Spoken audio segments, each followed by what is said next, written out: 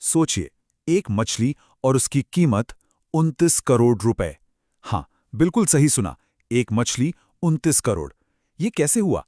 चलिए पता लगाते हैं इस पूरी कहानी का। तो हम हैं टोक्यो के मशहूर टोयोसू फिश मार्केट में। यहाँ दुनिया की सबसे ताज़ा, सबसे बेहतरीन मछलियाँ बिकती हैं। और इन सब के बीच ये जो विशाल मछली दिख रही है ना, यही है हमारी कहानी की हीरो। एक पैसिफिक ब्लूफिन टूना, जिसने नीलामी के सारे सारे रिकॉर्ड तोड़ दिए। तो जरा अंदाजा लगाइए, सिर्फ एक मछली है, दुनिया के सबसे बड़े फिश मार्केट्स में से एक में इसकी बोली लग रही है। क्या होगी इसकी कीमत? पूरे 29 करोड़ रुपए।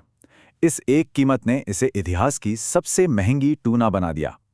अब सवाल तो यही उठता है कि भाई इस एक मछली में ऐसा भी क्या है कि कोई इसके लिए इतनी बड़ी रकम दे दे। तो ये है पैसिफिक ब्लूफिन टूना। वजन है इसका करीब करीब 442 किलो। और सुशी और साशिमी की दुनिया में इसे गोल्ड स्टैंडर्ड, मतलब समझ लीजिए हीरा माना जाता है। इसका जो मीट होता है ना, उसकी क्वालिटी का कोई जवाब नहीं।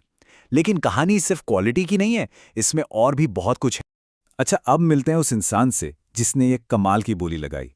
जापान में लोग उन्हें एक खास नाम से जानते हैं, टूना किंग। इनका नाम है कियोशी किमुरा। जापान के एक बहुत पॉपुलर रेस्टोरेंट चेन है सुशी ज़न्माई, ये उसके मालिक हैं। किमुरा-सान सिर्फ एक बिजनेसमैन नहीं है, बल्कि इस नीलामी के कह सकते हैं एक पुराने खिलाड़ी हैं। और ये कोई पहली बार नहीं था कि उन्होंने सबको इतना हैरान किया हो।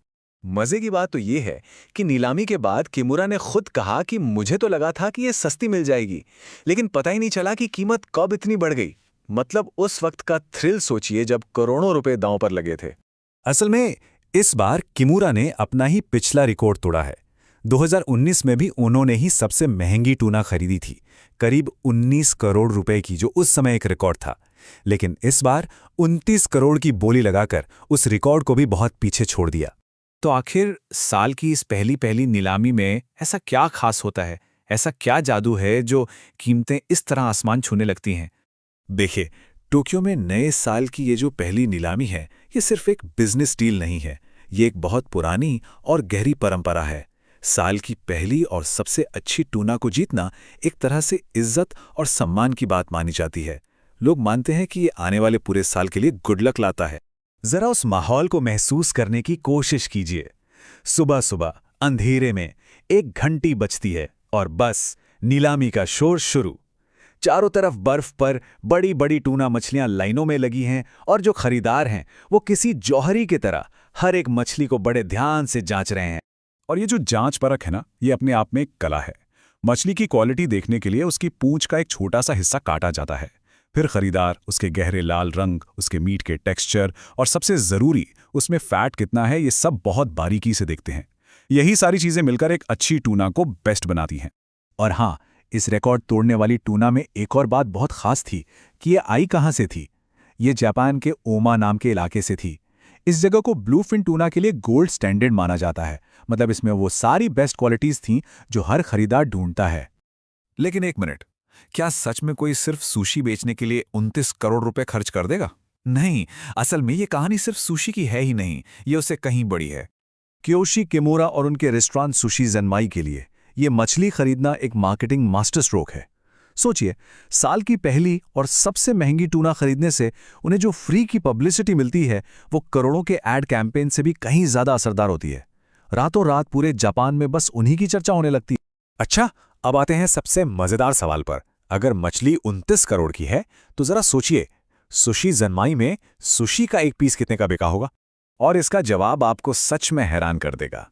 कीमत बिल्कुल नॉर्मल, वही जो आम दिनों में होती है। किमुरा ने यह ऐलान किया कि उनके ग्राहक इस खास मछली का मजा उसी दाम पर ले सकते हैं। जाहिर है, इस एक मूव ने उन्हें अपने कस्टमर्स का और भी बड़ा फैन बना दिया। लेकिन इस पूरी चमकदमक और करोड़ों की बोली के अलावा इस कहानी का एक और जरा गहरा पहलू भी है। एक ऐसा पहलू जो हमारे समंदरों के भविष्य से सीधे सीधे जुड़ा है। देखिए, एक जमाना था जब बहुत ज्यादा शिकार और क्लाइमेट चेंज की वजह से पैसिफिक ब्लूफिन टूना खत्म होने की कगार पर आ गई थी।